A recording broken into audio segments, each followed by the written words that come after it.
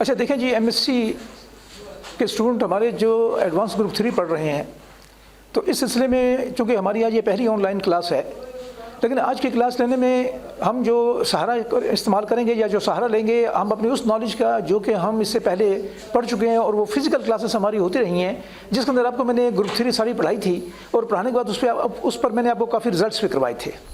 लेकिन बहरहाल चूँकि शायद आप भूल गए हों, और वैसे भी एग्ज़ाम आपने ऑनलाइन दिया है और इंसान ऑनलाइन जब एग्ज़ाम देता है तो बहुत कुछ बातें भूल जाता है। तो आज मैं आपको कुछ थोड़ा सा मैं ब्रीफ कर देता हूँ, सारा तो नहीं, कुछ मैं आपको ब्रीफ कर देता हूँ, बल्कि आपको यानी कि आपको मैं ज़रा सा लॉजिकली आपकी मेंटली आपको वार्म अप करता हूँ कि मैंने आपको क्या कुछ पढ़ाया है, ठीक है। और फिर उसके बाद हम उसको जहाँ जहाँ इस्तेमाल करते जाएंगे तो आपको मैं रेफरेंस देता जाऊँगा, और अगर आपने थोड़ा बहुत भी पढ़ा है तो आप जहाँ पर जो रिज़ल्ट मैं इस्तेमाल करूँगा पिछला, तो आप समझ जाएंगे कि हाँ ये रिज़ल्ट हम लोगों ने किया हुआ है। तो रिकॉर्डिंग में आपको मैं थोड़ी सी करा देता हूँ, आप अपने पुराने जो है नोट्स निकालें, किताबें निकालें, उनको पढ़ें। तो आपको मैं ऑलरेडी बता चुका हूँ कि भाई कि ये कहीं यहाँ लिख दिया मैंने आपको, देखें कि ग्रुप्स क्या होते हैं। मैं इस पर बहस नहीं करता कि ग्रुप किस किस्म का सेट होता है, नॉन एम्प्टी सेट होता है, उसके साथ हमारे पास कोई बाइनरी ऑपरेशन होना चाहिए। बाइनरी ऑपरेशन किसे कहते हैं, आपको पास मैथमेटिकल डेफिनेशन होनी चाहिए कि what do you mean by ये बाइनरी ऑपरेशन, ये आपको पता होना चाहिए। तो उसके बाद हमने डेफिनेशन ऑफ ग्रुप आपको दिया। फिर आपको मैंने बड़े वेल नोन ग्रुप्स पहले बताए, बड़े वेल नोन, बड़े एलिमेंट्री किस्म के ग्रुप जो आप छोटी क्लास में बीएसए में भी पढ़ते रहे हैं। मिसाल के तौर पर जो एक बड़ा वेल नोन ग्रुप है हमारे पास, उस पर हमने काफ़ी काम भी किया और आज भी हम उस पर काम करेंगे। वो हमारे पास है सेट ऑफ इंटीजर्स का ग्रुप, बट अंडर एडिशन। हमेशा ग्रुप के अंदर हमारे पास एक नॉन एम्प्टी सेट के साथ साथ एक बाइनरी ऑपरेशन होना चाहिए, यानी कोई कंपोजिशन लॉ होना चाहिए कि किस कंपोजिशन लॉ के अंदर हम कह रहे हैं कि ये जो सेट है ये ग्रुप बना रही है, वो जो 4-5 कंडीशन है उसको फॉलो कर रही है। तो यहाँ पे हमारे पास जो Z यानी the group of all integers under addition. Similarly group of rationals, reals and complex numbers. Already आपको मैंने ये बताया हुआ है, आपको जस्ट मैं आपको ये सिर्फ आपको मैंने लिख भी दिया ऊपर, जस्ट फॉर रिकॉल, आपको मैं रिकॉलिंग करवा रहा हूँ। सेकंड हमारे पास था कि अगर हम Q में से यानी रैशनल नंबर के सेट में से अगर हम 0 को निकाल दें, क्योंकि अगर कोई भी सेट आपको बताया था मैंने क्लास में कि किसी भी सेट के अंदर अगर 0 पड़ा हुआ है तो वो मल्टीप्लाई के लिहाज से कभी ग्रुप नहीं बनाता, क्योंकि हमारे पास 0 का मल्टीप्लिकेटिव इन्वर्स एग्जिस्ट नहीं करता। हाँ, अगर एक सेट ग्रुप है तो ग्रुप के बाद अगर आप उसमें से अगर वो अंडर एडिशन ग्रुप है, ठीक है, तो हमने क्या कि ये हमारे पास अंडर एडिशन ग्रुप था। अब मगर चूंकि ये अंडर मल्टीप्लिकेशन ग्रुप इसलिए नहीं बन पा रहा कि इसके अंदर 0 पड़ा हुआ है और 0 जो है उसका मल्टीप्लिकेटिव इन्वर्स एग्जिस्ट नहीं करता। चुनांचे अगर हम Q में से 0 को निकाल दें तो वो ये जो सेट बनता है ये हमारे पास अंडर मल्टीप्लिकेशन एक ग्रुप है। बता चुका हूँ मैं, इसके ऊपर ज़्यादा मैं डिस्कशन नहीं करूँगा। Similarly the set of all real numbers but except 0 को निकाल दिया, तो ये भी अंडर मल्टीप्लिकेशन ग्रुप है। और सिमिलरली C के अंदर से आप 0 को निकाल दें, यानी कॉम्प्लेक्स नंबर के सेट में से, ये सेट ऑफ कॉम्प्लेक्स नंबर्स है, सेट ऑफ कॉम्प्लेक्स नंबर के अंदर से आप 0 को निकाल दें और उसके बाद उसको भी वो भी अंडर मल्टीप्लिकेशन हमारे पास ग्रुप फॉर्म करता है। तो ये सारे ग्रुप आपको मैंने क्लास के अंदर सारे मैंने बताए थे और बड़े एक लंबे चौड़ा एक चार्ट बनाकर आपको मैंने कंपैरिजन भी बताया था। उसके बाद आगे देखें, या मैंने लिख दिया फिर दोबारा कि all these groups are infinite groups. ये जितने भी ग्रुप्स ऊपर हमने जिक्र किया है ये सारे के सारे इन्फिनिट ग्रुप्स हैं।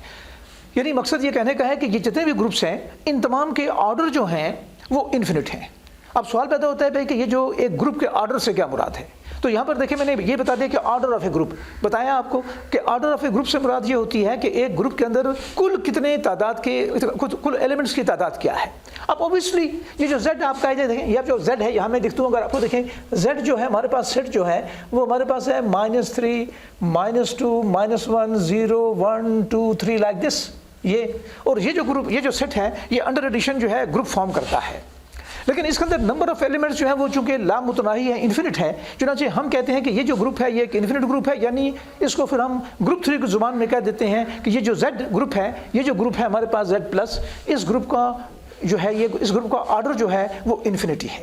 यानी जब हम इसको हम यूँ लिख देते हैं कि अगर Z ग्रुप है, Z इज ग्रुप, ये इसका ऑर्डर ये यूँ लगाते हैं, it means the order of the this group, या हम इसको यूँ लिख सकते हैं ऑर्डर ऑफ Z।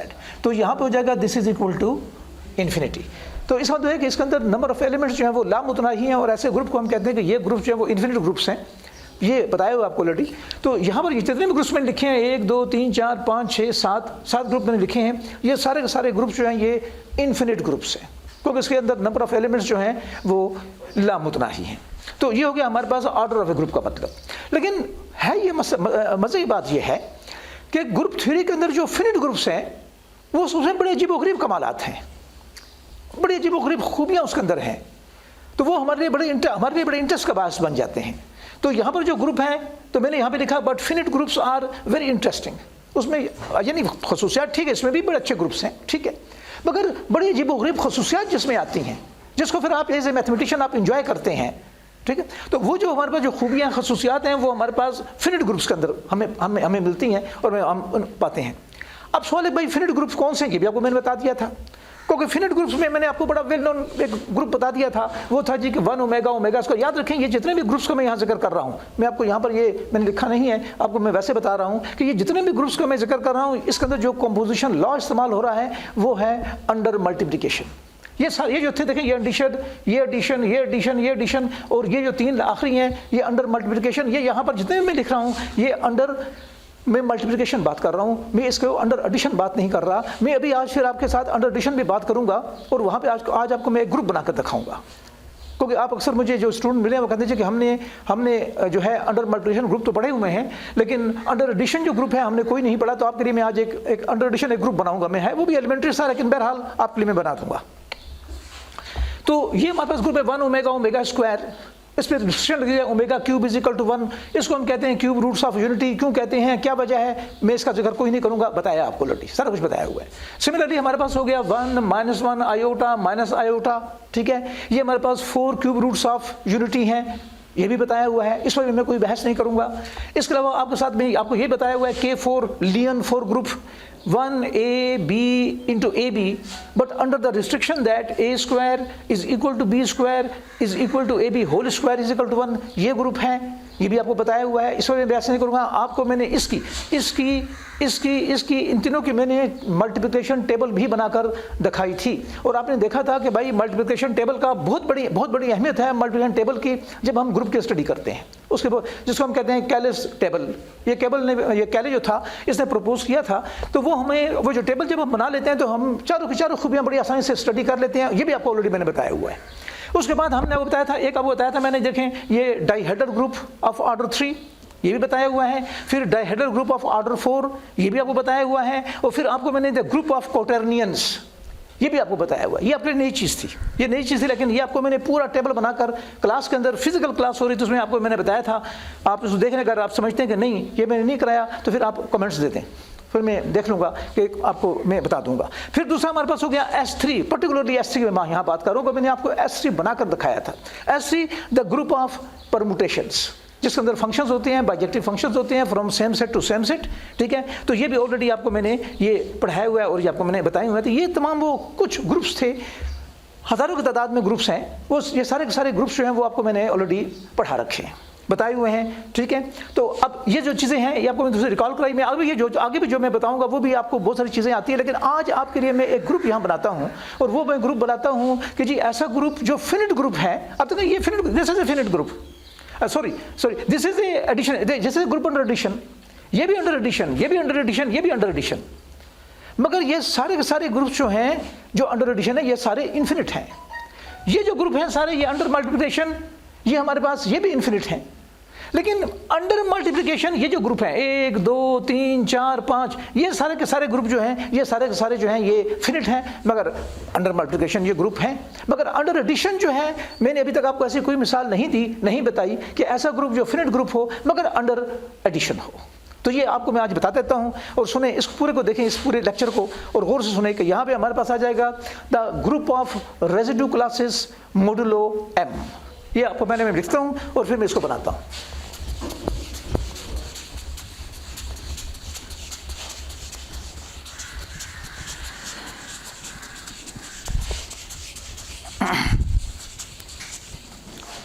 देखें नाम है, आइडिया है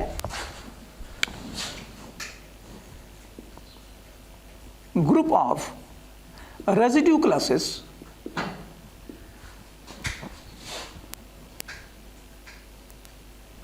मोडुलो M।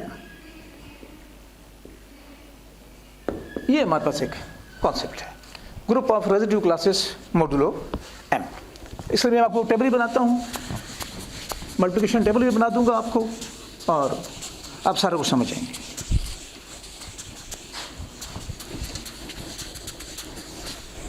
देखिए आपकी आसानी के लिए, अच्छा हमेशा जब भी हम ग्रुप ऑफ रेजिड्यू क्लास यानी रेजिड्यू क्लासेस मोड m की बात करेंगे तो हम यहाँ पर अपना जो यूनिवर्सल सेट लेंगे वो सेट लेंगे सेट ऑफ इंटीजर्स। मैंने ले लिया z, set of integers, that is -4, -3, -2, -1, 0, 1, 2, 3, 4 like this. ये मैंने एक अपनी ये सेट z ले। हमेशा जब भी हम रेजिड्यू क्लासेस मॉडुलो m की बात करेंगे तो हम अपना जो ग्राउंड सेट लेंगे वो हम ले लेंगे ये सेट ऑफ इंटीजर्स, जिससे आप ऑलरेडी वाकिफ हैं। अच्छा, अब आपको समझाने के लिए मैं ऐसे करता हूं कि मैं एक नंबर चूज करता हूं, छोटा नंबर लेता हूं। अगर बड़ा नंबर लिया तो टेबल बहुत बड़ा हो जाएगा, ठीक है, तो छोटा नंबर लेता हूं ताकि आप चीज़ को समझ भी जाएं और आपको हर चीज़ क्लियर हो जाए। मैं एक नंबर चूज करता हूं, वो मैं नंबर चूज करता हूं से m = 5, m = 5, मैंने ये खुद चूज किया। याद रखें यहाँ पर ये नंबर जब m चूज करेंगे ना तो इसकी वैल्यू हमेशा जो इंटीजर्स, ये भी एक इंटीजर है, लेकिन हमने ये वो इंटीजर लिया है जो 0 भी नहीं है, 1 भी नहीं है, 1 से बड़ा है। 1 से छोटा भी नहीं लेंगे, 0 भी नहीं लेंगे, 1 के बराबर भी नहीं लेंगे। क्या लेंगे आप? 1 से बड़ा लेंगे, यानी 2, 3, 4, 5, 6 हज़ार, लाख, 10 लाख, करोड़, 10 करोड़ जितना भी लेते हैं ले लें, आप वो ले सकते हैं। क्योंकि 1 लेने से और 0 लेने से कुछ फ़ायदा नहीं होता। 0 में तो खैर मामला कुछ और बन जाता है, लेकिन 1 में कोई फ़ायदा नहीं होता। अगर ये कभी बात है मैं आपको वो बताऊंगा भाई कि क्यों फ़ायदा नहीं होता। लेकिन बहरहाल ये जो m आप मैं ले रहा हूँ यहाँ पर, इसकी वैल्यू मैंने ली है 1 से बड़ी, मैंने पर्टिकुलरली 5 लिया है। अगर 2 ले लूँ तो आपको ज़रा मज़ा नहीं आएगा, इसलिए मैंने m को 5 लेकर ज़रा सेट को मैं ज़रा चीज़ को बड़ा कर रहा हूँ ताकि आप आसानी से समझ जाएँ। अच्छा, अब m = 5 मैंने चूज़ कर लिया। देखें जी, एक बड़ी आम सी बात है, एक आम सा थ्योरम है और ये थ्योरम आपकी बीएससी का है, ठीक है। वो थ्योरम हमारे पास है यूक्लिड्स थ्योरम। यूक्लिड्स थ्योरम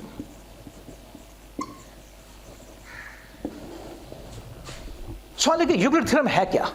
ये यूक्लिड ने, अब मुझे सही स्थान तो याद नहीं है, बहरहाल कबल मसीह का वाक़या है, उसमें इस यूक्लिड ने एक मशहूर मैथमेटिशियन था, उसने एक थ्योरम डिफाइन किया था जिसे हम कहते हैं यूक्लिड थ्योरम। अब उसका स्टेटमेंट क्या है? देखिए उसका स्टेटमेंट ये है, वो कहता है कि A and B belongs to Z। वो कहता है कि A और B जो हैं ये दोनों इंटीजर्स हैं, A और B दोनों के दोनों इंटीजर्स हैं, उसने ये कहा। अच्छा, मगर आपको कहता है कि ये जो B है ना, and B is greater than 0। उसने कहा B 0 से बड़ा है। याद रखें B जो है वो 0 से बड़ा है। A और B Z को बिलोंग करते हैं, B 0 से बड़ा है। कहते हैं जब आप कोई से भी 2 इंटीजर A और B तलाश कर लेते हैं, आप याद रखें जैसा तो कहते हैं कि भाई let A and B belongs to Z, इसका मतलब यह है कि आपने A और B चूज कर लिए हैं, वो आपके लिए मखसूस हो चुके हैं। मिसाल एक लड़का है, वो A चूज कर लेता है 3000, B कर लेता है 6, अब उसके लिए फिक्स है। एक दूसरा स्टूडेंट है, वो A ले लेता है 15, B ले लेता है 6। एक तीसरा लड़का है, वो A चूज कर लेता है -7, B कर लेता है 5, कर सकता है। तो यहाँ कहने का मकसद है, वो कहते हैं कि हमने A और B कोई से भी 2 इंटीजर चूज कर लिए, गो के इनके इंतखाब के ऊपर कोई पाबंदी नहीं है कि आप A और B क्या लें, आप पर इसके इंतखाब पर कोई पाबंदी नहीं है। लेकिन एक दफ़ा जो आप ले लेते हैं तो एक दफ़ा लेने के बाद वो नंबर आपके पूरे मुशाहदे के लिए मखसूस हो जाएंगे। इस किस्म के नंबरों को हम कहते हैं कि ये दोनों नंबर जो हैं या 2 हैं या 3 हैं, इसको हम कहते हैं कि ये आर्बिट्ररी एलिमेंट्स हैं। यानी मकसद ये है कि अगर एक क्लास के अंदर 5000 लोग बैठे हुए हैं तो उन 5000 लोगों के A और B मुख्तलिफ हो सकते हैं, मगर जिस लड़के ने एक दफ़ा जो A B चूज़ कर लिया तो उस पूरे मुशाहदे में उस अपने A B के साथ वो छेड़छाड़ नहीं करेगा। दूसरे का A B मुख्तलिफ हो सकते हैं लेकिन वो फिर अपने A B के साथ कोई तब्दीलियाँ नहीं करेगा। तीसरे का A B कुछ और हो सकते हैं लेकिन उसके साथ वो कोई तब्दीलियाँ, कोई और छेड़छाड़ नहीं करेगा। गोया कि A और B हर फर्द के लिए मखसूस है, लेकिन इसके इंतखाब के ऊपर किसी पर भी कोई पाबंदी नहीं है। ऐसे नंबरों को हम आम फहम ज़ुबान बातें कर रहा हूँ, तो ऐसे नंबर को हम कहते हैं कि आपने A और B कोई से भी 2 आर्बिट्री इंटीजर्स चूज़ कर लिए, लेकिन उसने पाबंदी लगा दी कि भाई ये B जो है ये B 0 से बड़ा है। अब चूंकि ये आइडिया बीएससी के लेवल में आप पढ़ कर आए हैं, मैं साथ साथ कुछ क्वेश्चन पोस्ट करूंगा आपके ऊपर, और ये क्वेश्चन फिर मैं ऑब्जेक्टिव में डालूंगा। फिर आप बात को शिकायत करते हैं कि जी हमें तो जी ये नहीं बताया गया था। जो मैं क्वेश्चन पोस्ट करता हूं आप इसको ढूंढें, तो मैंने यहां ये लिखा कि b ग्रेटर देन 0, ये मैंने लिखा Y b greater than 0। Euclid ने b के ऊपर 0 के बड़े होने की पाबंदी क्यों लगाई थी? रीजन क्या था? ये आपका ऑब्जेक्टिव क्वेश्चन है, ये मैं आपके पर्चे के अंदर मैं डालूंगा। अच्छा, तो उसने कहा भाई कि ए और बी जो है दो इंटीजर्स हैं, मगर इसमें बी 0 से बड़ा है। तो फिर कहते हैं कि अगर ये आपने दोनों चूज कर लिए, तो ये दोनों के चूज करने के बाद देन वी कैन फाइंड, उसके बाद वो कहता है इतना, then we can find unique एंटीजर्स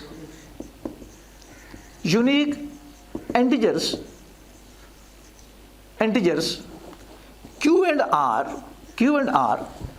कहते हैं इस A और B को चूज करने के बाद अंडर द रिस्ट्रिक्शन के B 0 से बड़ा है, उसके बाद आप मजीद दो इंटीजर्स तलाश कर सकते हैं जिसमें एक उसने Q कह दिया, दूसरे को उसने R कह दिया। आप ऐसे दो इंटीजर्स चूज सकते हैं और वो यूनिक होंगे। यूनिक क्या है ये भी मैं थोड़ी देर बाद मैं आपको दोबारा बता दूंगा। वो यूनिक होंगे such that A is equal to BQ plus R where R is greater than or equal to 0 but less than B। ये यूक्लिड ने कहा था। अपनी जुबान में यूक्लिड ने कौन सी जुबान इस्तेमाल की थी, क्या सिंबल इस्तेमाल किए थे, हमें उसका नहीं पता, लेकिन अपनी इस जुदीद जुबान के अंदर जो हम इस तरह लिखा करते हैं तो उसके अंदर हम यूक्लिड थ्योरम को यूँ डिफाइन करते हैं कि ए और बी जो है दो इंटीजर्स हैं, बी 0 से बड़ा है। और उसके बाद कहते हैं अगर आप ऐसा कर लें तो उसके बाद आप अगर कुछ काम करें तो आप वहाँ से Q और R के नाम से दो लासानी यूनिक एंटीजर्स तलाश कर सकते हैं कि वो जो एंटीजर्स हैं उनका और ए और बी में जो रिश्ता होगा वो रिश्ता होगा A is equal to BQ plus R। ये जो R आपका आया, ये R जो है वो greater than equal to 0, R की वैल्यू 0 के बराबर भी हो सकती है या 0 से बड़ी होगी मगर B से छोटी होगी। ये हमारे पास यूक्लिड थ्योरम है। वैसे इस पर मुझे बहस तो नहीं करनी चाहिए, लेकिन थोड़ा सा आपको लॉजिकली समझाने के लिए मैं आपको एक मिसाल दे सकता हूँ। ये बड़ी आम सी बात है जो इस वक्त हमें बड़ी आम सी लगती है, जो यूक्लिड ने कही थी। वो बेसिकली ये कह रहा है, मिसाल है एक स्टूडेंट है, वो स्टूडेंट ए जो है ना वो चूज कर लेता है, मिसाल है 37, उसने ए चूज कर दिया, ठीक है। अब ये A 37 वो माइनस भी चूज कर सकता है मगर मैंने फिलहाल प्लस लिया है। और कहते हैं कि आगे आप B चूज करें मगर B की वैल्यू जो है वो 0 से बड़ी होनी चाहिए। A पर पाबंदी नहीं है, A मनफी हो, मुस्बत हो, 0 हो, कुछ भी हो सकता है, इसमें कोई पाबंदी नहीं। पाबंदी सिर्फ वो B पे लगा रहा है। वो कहते हैं कि और B जो है वो 0 से बड़ा है। मिसाल है आप B चूज कर लेते हैं, 5 मिसाल के तौर पर। अब अगर मैं आपसे कहूं यूक्लिड तो ये कह रहा है, मैं आपसे ये कह रहा हूं, तो जो मैं आपसे कह रहा हूं यूक्लिड वही कह रहा था। तो यूक्लिड बेचारा ने कोई ऐसी कोई बड़ी अजीबोगरीब बात तो नहीं कर दी। अब आपको समझना है तो अलग बात है, आप उसको अजीबोगरीब समझ रहे हैं, वरना यूक्लिड ने तो ये बात की थी। तो आप अब कहते हैं भाई कि आप ऐसे करें कि आप 37 को 5 से तकसीम कर दें। अब 37 को 5 से तकसीम कर दें। जाहिर बात अगर आपको तकसीम आती है, अगर आपने चौथी पांचवी जमात पढ़ी हुई है तो आप कर सकते हैं। अगर आपने चौथी पांचवी जमात नहीं पढ़ी, आप डायरेक्ट जो है BSc MSc में आ गए हैं तो वो अलग बात है, ठीक है। अगर आपने चौथी पांचवी पढ़ी है तो आपको तकसीम आता है, तो आप इसको जो लिखेंगे, देखें 5 7 35, देखें अब माइनस किया, 7 में से 5 गया 2, ये आम में देखें मैं इसको तकसीम का अमल कर रहा हूँ। अब अगर आप गौर करें तो मैं देखें यहाँ से देखें ये लिख सकता हूँ, देखें 37, देखें ये 37 बराबर 5 को 7 से ज़रब करें, ये बच गया 5 ज़रबे 7, इसमें उठा के 2 को जमा कर दें, देखें 5 7 35, 2 में 37 वही 37 आ गया।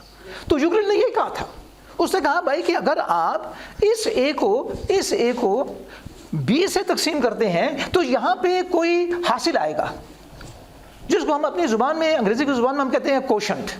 कोई कोशंट आएगा, ये वजह है कि बहुत सी किताबें इसको ये Q से डिनोट कर देती हैं, कोई कोशंट आएगा, ठीक है। और जब कर लेते हैं तो एंड में फिर क्या आएगा कि आखिरकार कोई रिमाइंडर भी आएगा। ये जो R नीचे बच गया इसको हम कहते हैं कि ये रिमाइंडर है। तो चुनांचे क्या बन गया, देखें तो ये 37 यानी A इज इक्वल टू, देखें ये आपका B था तो ये बन गया B इंटू Q, देखें B इंटू Q प्लस और ये रिमाइंडर R बच गया। तो ये यूक्लिड ने यही कहा था, जो आप छोटी उम्र से क्लासें करते हैं, जब आप पढ़ते हैं, आप तकसीम का अमल करते हैं तो गोया आप यूक्लिड थ्योरम को कर रहे होते हैं। तो उसने ये कहा। बाकी बात ये रह गई कि जी उसने कहा, यूक्लिड ने कहा कि भाई कि आपका जो ये Q है, ये जो B है उसे 0 से बड़ा होना चाहिए। ये मैंने आप पे क्वेश्चन पोस्ट किया है कि क्यों यूक्लिड ने ये कहा था कि B 0 से बड़ा होना चाहिए। नंबर 2, दूसरा ये, इधर वो कहते हैं कि R की वैल्यू भी ग्रेटर देन और इक्वल टू 0 हो, यानी R मनफी नहीं होना चाहिए। और b से कम होना चाहिए। चलिए b से कम को तो मैं फिलहाल नहीं छेड़ता। r की वैल्यू 0 के बराबर हो या 0 से बड़ी हो, यानी मुस्बत हो, मनफी ना हो। तो ये क्यों, y r is greater than or equal to 0 but not negative. ये भी आपके लिए मैंने क्वेश्चन छोड़ा है, तो आपने इसको सोचकर इसका लॉजिकल मुझे आंसर देना है, लिखना है। एग्जाम में मैं किसी शक्ल में डालूंगा। तो चुनांचे ये हमारे पास यूक्लिड थ्योरम है। चुनांचे जब कभी भी हम यूक्लिड थ्योरम को करते हैं, हम इस्तेमाल करते हैं, तो उसमें हमारे पास कोई इंटीजर होता है, मनफी भी हो सकता है, मुस्बत भी हो सकता है, लेकिन जिससे आप तकसीम उसे कर रहे हैं उसे मुस्बत होना चाहिए। तो उसके बाद वो कहता है कि अगर आप देखें तो वो नंबर a जो है जो आपने चूज किया वो बराबर हो जाएगा b क्यू प्लस r के, r की वैल्यू 0 के बराबर या उससे बड़ी और b से छोटी होगी। अगर मिसाल है, एक मिसाल देता हूं, देखें यहाँ पे आपका रिमाइंडर r जो है, देखें रिमाइंडर r मुस्बत है, 2 है, ठीक है, मगर b से छोटा है, देखें 2 इज लेस देन 5, देखें 2 is less than 5, r is greater than 0, मगर r 0 के बराबर भी हो सकता है। वो उस सूरत में कि मिसाल अगर आप a चूज कर लेते हैं, आप a चूज कर लेते हैं 36, ठीक है, b चूज कर लेते हैं आप 6, ये चूज कर लेते हैं, तो उसके समय जब आप 36 को 6 से तकसीम करते हैं तो 6 को 6 से ज़रब किया तो 6 6 36, देखें ये रिमाइंडर r जो है वो 0 आ गया, यानी रिमाइंडर 0 भी आ सकता है। और तो अमूमी तौर पे इसको हम फिर यूँ कहते हैं कि जब कभी भी इस प्रोसेस में रिमाइंडर r 0 हो गया तो इसका मतलब है कि फिर जो ये बाहर का नंबर b जो है, जैसे हम b कह रहे हैं, b जो है वो a को पूरा तकसीम कर रहा है। बहरहाल यहाँ पर सारी मकसद सिर्फ बताना था कि यूक्लिड थ्योरम आपको कहता क्या है, क्योंकि मैं इसी यूक्लिड थ्योरम के तस्वुर को यहाँ पे मैं इस्तेमाल करूँगा और आपको एक नया ग्रुप में बनाकर दिखाता हूँ, जैसे हम कहते हैं the group of residue classes modulo 5। अच्छा, यहाँ मोडुलो 5 हो जाएगा, आम नाम तो ये है ना कि group of residue classes modulo m, मगर मैंने m को 5 लिया है, छोटा लिया है थोड़ा सा। अगर मैं यहाँ पर m को ले लूँ 50 तो हम 6 दिन में भी ये ग्रुप को ना बना सकें, तो बहुत टाइम लग जाएगा। तो मगर समझ आप जाएंगे 50 पे, अगर आप 5 पे समझ जाएंगे तो आप 50 पे भी समझ जाएंगे, ठीक है। अब आ जाइए, अब आए अपनी चीज़ पे, मिसाल है। अच्छा, एक चीज़ और देख ले, मैं यहाँ बताना था भूल गया था, यह एक चीज़ और भी देख ले। देखिए मिसाल है ये, जैसे मैंने आपसे भी कहा कि 37 को तकसीम किया आपने 5 से, ठीक है जी, यहाँ कुछ आया और यहाँ पे आपके पास ये रिमाइंडर आ गया, ये r आ गया, ठीक है। अच्छा, अब चूंकि कंडीशन लगी हुई है, देखें यहाँ देखिएगा कंडीशन, देखें ये देखें कंडीशन, देखें कंडीशन कहता है कि r की वैल्यू जो रिमाइंडर की वैल्यू है वो ग्रेटर देन इक्वल टू 0 होगी और लेस देन b होगी, लेस देन b होगी। अगर मिसाल है मैं b ले लेता हूँ 8, मैं b ले लेता हूँ 8, तो सवाल है फिर ये रिमाइंडर r आ रहा है, इसकी मुमकिन कीमतें क्या हो सकती हैं। तो उसका है कि r की वैल्यू 0 भी हो सकती है, ठीक है, 0 से बड़ी होगी, मगर होगी इंटीजर्स में, बटों में नहीं होगी, क्योंकि हमारे पास हमारा ग्राउंड सेट ही z का है। तो इस केस में हमारा जो r की जो वैल्यू है, r की वैल्यू वो 0 भी हो सकती है, 1 भी हो सकती है, 2 भी हो सकती है, 3 भी हो सकती है, 4 भी हो सकती है, 5 भी हो सकती है, 6 भी हो सकती है, 7 भी हो सकती है, क्योंकि यहाँ कंडीशन है कि less than b, less than b means less than 8।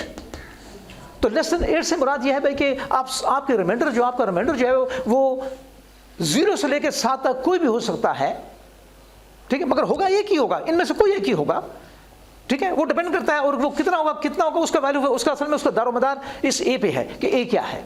तो बहरहाल रिमाइंडर की वैल्यू जो है वो कभी भी b से बड़ी नहीं होती, बल्कि b के बराबर भी नहीं होती, हमेशा b से कम होती है। जिसे आप तकसीम करते हैं तो उससे हमारे पास उसकी जो कीमत है वो कम होती है, ये अपने माइंड में रखिएगा। यानी हमेशा जब भी आप किसी नंबर को दूसरे नंबर से तकसीम करते हैं तो करने के बाद जो रिमाइंडर आएगा वो रिमाइंडर की वैल्यू जो होगी जिस नंबर से आप तकसीम कर रहे हैं उससे कम होगी, ठीक है। ये मैंने इसलिए वो बता दिया कि अब मैं इसे ग्रुप बनाने लगा हूं, देखिएगा।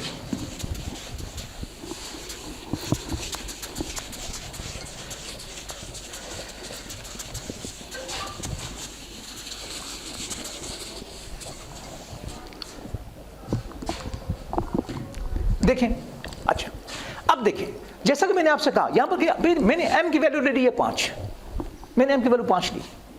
मैंने कहा कि बड़े भी ले सकते हैं, लेकिन मैं ये चाहता हूं कि छोटी कीमत से हम कम वक्त में हम चीज़ को समझ सकें।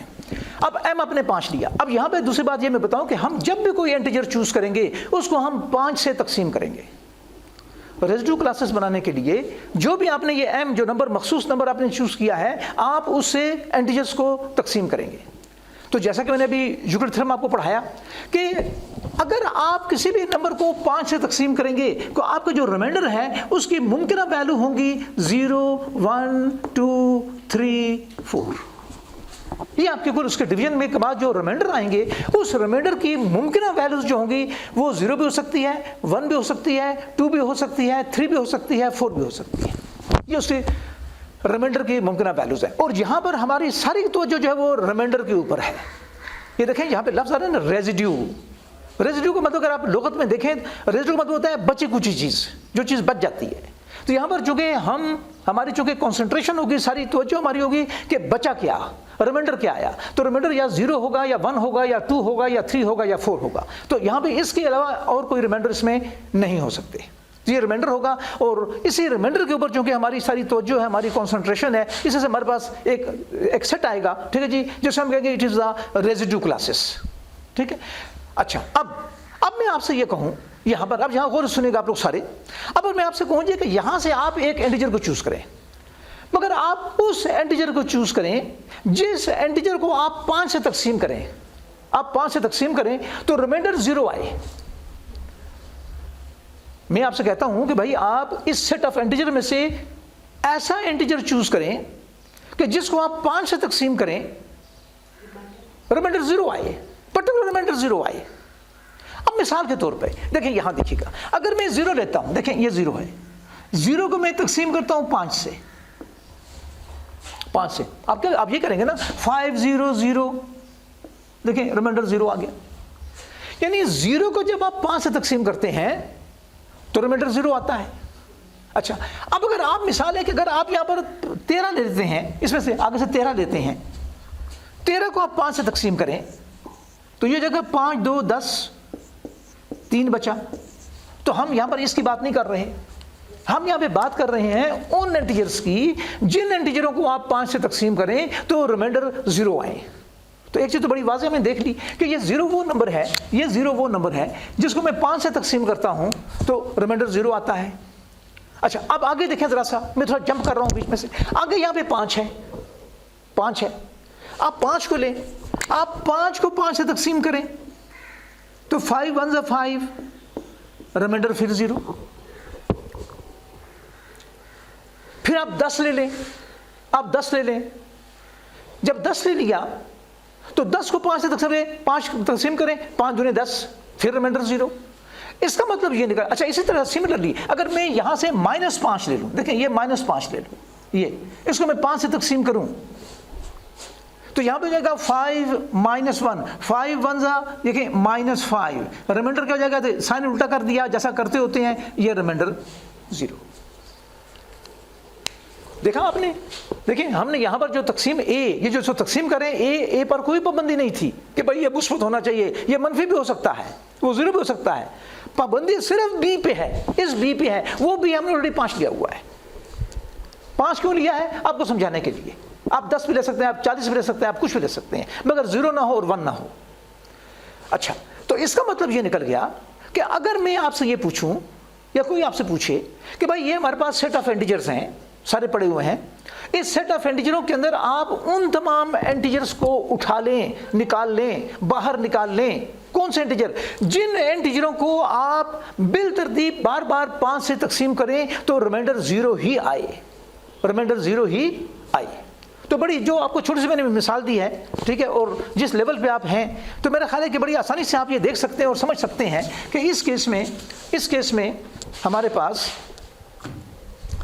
ये जो सेट आ गया, ये देखिएगा, ये 0 5 10 15 20 वगैरह वगैरह, ये, और इस साइड से -5 -10 -15 लाइक दिस, ये सेट बन गया। देखें इस सेट के ये सारे जो हमने नंबर उठाए, ये सारे के सारे जो नंबर्स मैंने उठाए इंटीजर, ये इसमें से मैंने उठाए हैं, मगर इसमें पर्टिकुलरली वो वाले नंबर मैंने उठाए हैं जिन नंबरों को आप 5 से तकसीम करेंगे तो रिमाइंडर 0 आएगा, रिमाइंडर 0 आएगा।